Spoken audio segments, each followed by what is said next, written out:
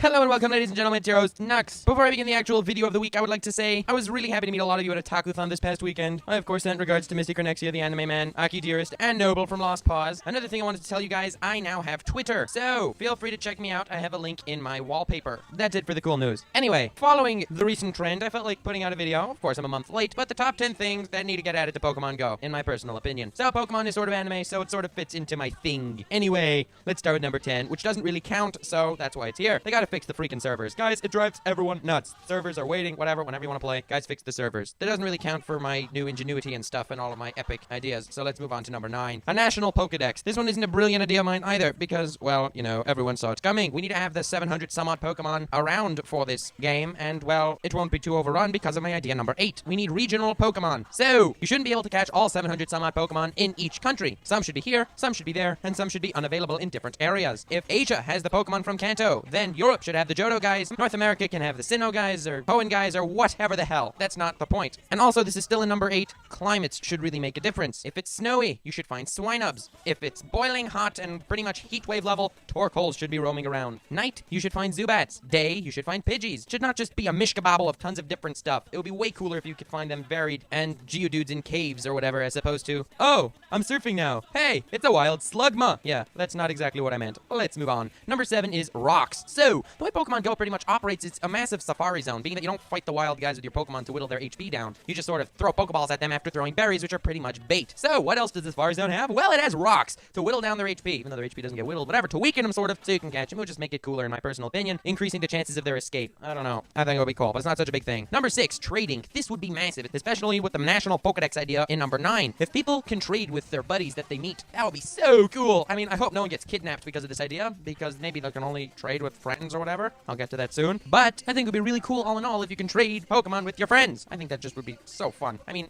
that was a big allure in all the Pokemon games. They even made 2 games per region in the beginning. Not so much as in all the recent games, but in Fire Red and Leaf Green, where you can catch the same legendaries in each game. Fire Red, you can catch Arcanine. In Leaf Green, Ninetales. In Fire Red, Cloyster. In Leaf Green, Starmie. So on and so forth. That was really cool, and I would like to implement that into here. Trading is awesome. Number 5, 4 moves. So, as of now, the Pokemon in Pokemon Go pretty much don't have attack. I mean, tap the screen as fast as you can, or no Aqua Jet if you have one of those guys. I would prefer it if everyone had 4 moves. And, well, I will tell you more about this 4-move plan in number 4 and in number 3, so let's move on for now. Number 4.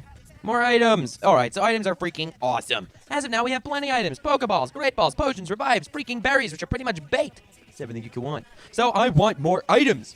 Aside from more Pokeballs, like Heavy Balls if you're against the Snorlax. Repeat Balls if you already have 12.5 Rattatas. Timer Balls if the battle took forever. Dust Balls at night. There are zillions of balls everywhere, which is awesome, of course. But enough about talking about balls. It would be great if there were held items too to give to your Pokemon so epic stuff could happen. And of course I'd love other items to show up too. Fishing rods would be epic to go fishing. I mean, not with an actual fishing rod, but I don't know, you do the fishing motion with your phone and pull out a Magikarp because those guys are freaking rare. Also, TMs would be freaking amazing. Building up on that whole 4-move idea, it would be really cool if, I don't know, I'll have a Gyarados sitting out there and they'll be like, your Gyarados doesn't stand a chance against my Pikachu. And I'll like Earthquake his ass off. That would be freaking amazing.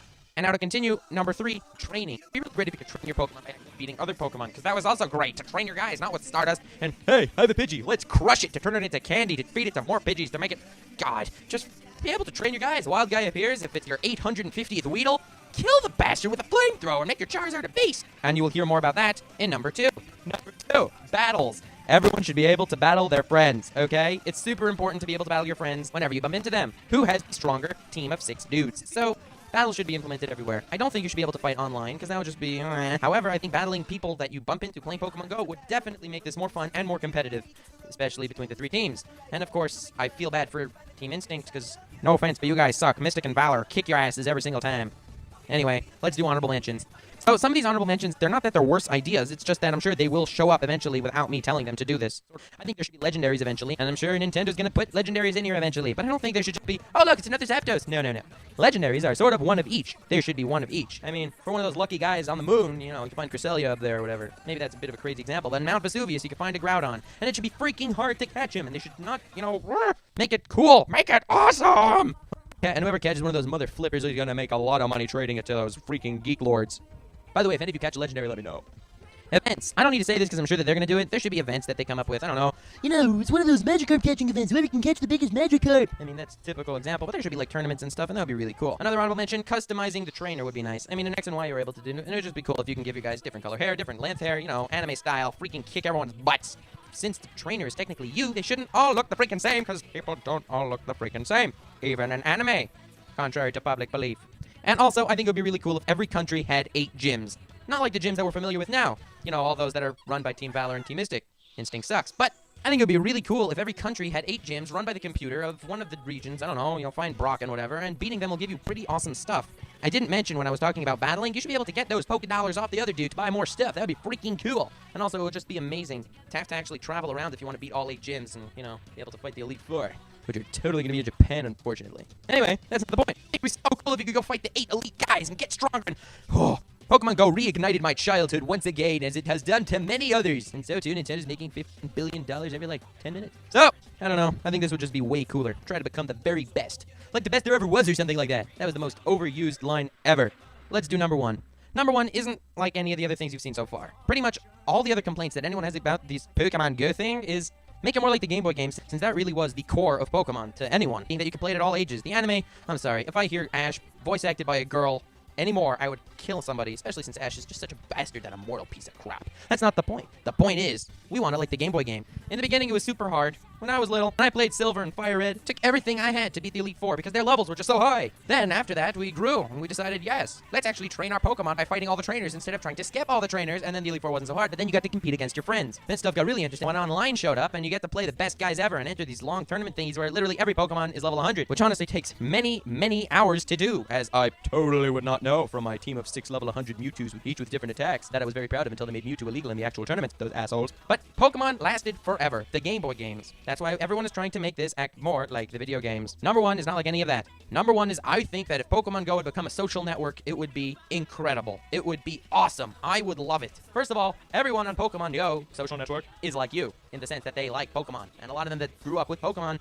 now like anime. And in case some of you have not noticed, like most of you probably have noticed, but except for like those 4 or 5 guys that didn't realize I like anime. And the greatest part about anime isn't even watching it. It's discussing it with other people that love anime. And well, if Pokemon Go became a social network, I would be freaking happy. Friend people, meet them up, battle them, destroy their faces. That's what I would do. That's what I would do. This is a new age. A new age. All right, now it's time to wait for some place in Japan to come out with an actual Nerve gear so we can go play Sword Art Online. Yeah, I'm gonna make a video reviewing that too someday. I look forward to it so much. Have yourself a great evening and let me know what you think should be added to Pokemon Go. Hey guys, before I go, you want to hear a joke? So, Team Instinct had a gym.